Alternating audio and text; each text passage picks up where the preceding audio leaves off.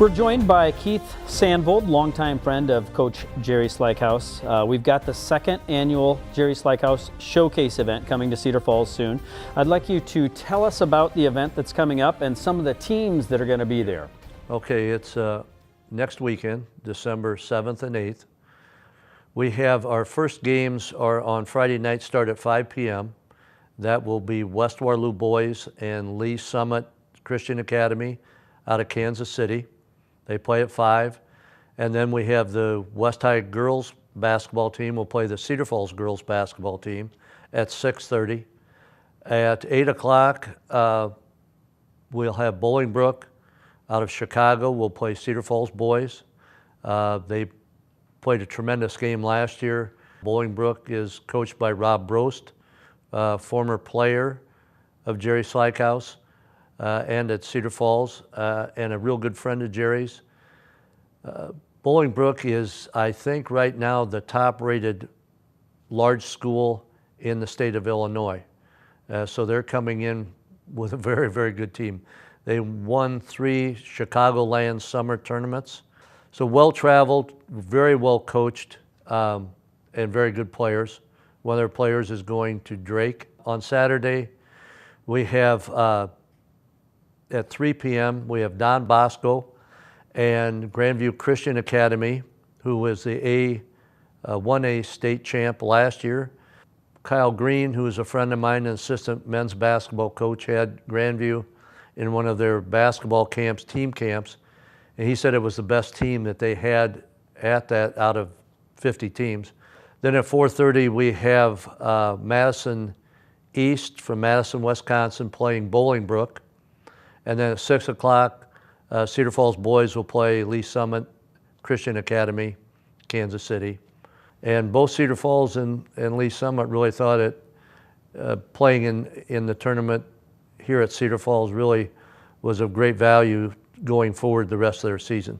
I know when we look back at last year's showcase, I talked to some of the athletes on the Cedar Falls team that wound up winning the state championship. They looked back on the Slykhuis Showcase and those 2 games and those 2 days as being a critical part of their development in that journey to the state championship last year. Why is it so important to play these good quality teams?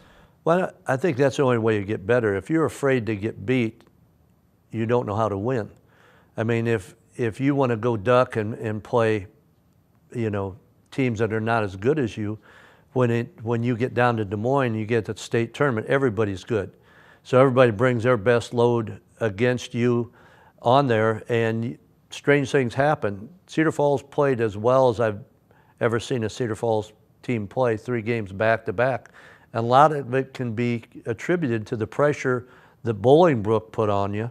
And they were worn out, and then they had to turn around and play De La Salle out of Minneapolis that won the Minneapolis State Tournament again for the 6th straight year last year.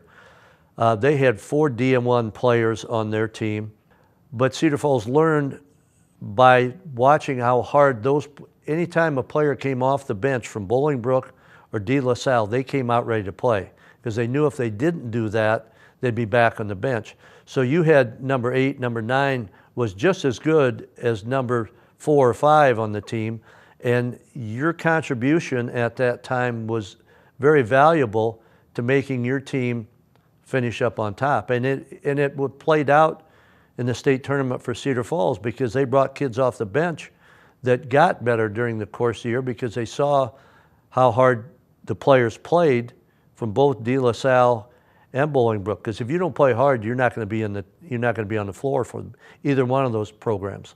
What are people going to see December 7th and 8th in Cedar Falls in terms of what kind of quality of basketball? Well, I think West High is a young team, but they're going to be fast and quick, very much like Bolingbrook. Bolingbrook is fast, quick. They both play defense. I mean, they will both stick you. If you're not prepared to take care of the ball, you're going to lose it. The West girls basketball game. So here you've got Brooklyn, who's just a 9th grader and who is the daughter of Nina Smith. She's a real deal. I mean, she can move, and at 6'3", jumps well. She ran on the 200-yard dash metro team for Hoover last year. I mean, girls like that, I'm really impressed with her. But they've got a good crew. Tony's done a very good job of putting together a top flight basketball team. So Cedar Falls always gets up for West, as they should. And with Emerson Green, she's had a good start against Cresco. That'll be a battle. Both teams will go at it hard. And then, you know, if you'd call it a feature game, then you'll have a rematch with Bolingbrook and Cedar Falls playing at 8 o'clock. Cedar Falls will be pretty good sized at, you know, 6'10", 6'7", 6'5". And that game's at 8 o'clock on Friday night.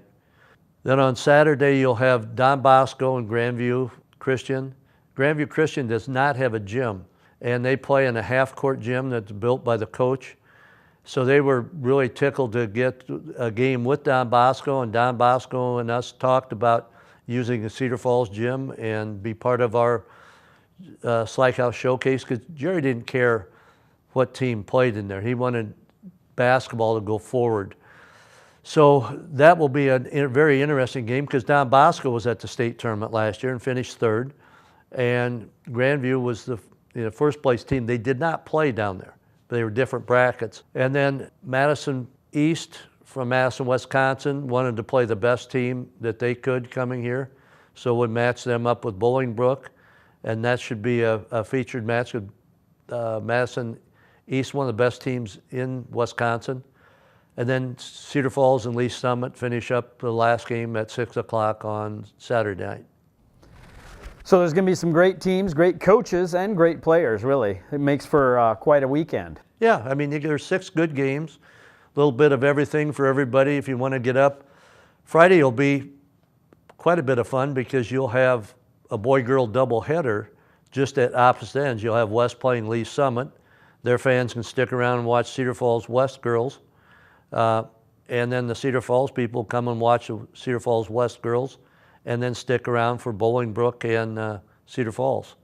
So if you want to watch all 3, there'll be, we have a full concession stand. And it's one admission price can get you in for the whole session of the day. Is that right? If you come back on Saturday, it's a new concession. Everything, all the concession money, all the front gate goes right to Cedar Falls school system. We were lucky enough this year. Cedar Valley Sports Commission helped with a grant. John Martin helps a great deal with Martin Brothers Distributing. Dave Krejci at Dalton's helping a great deal. So the money that we raised to put this on pays for the officiating and goes to promote Cedar Falls athletics within our area.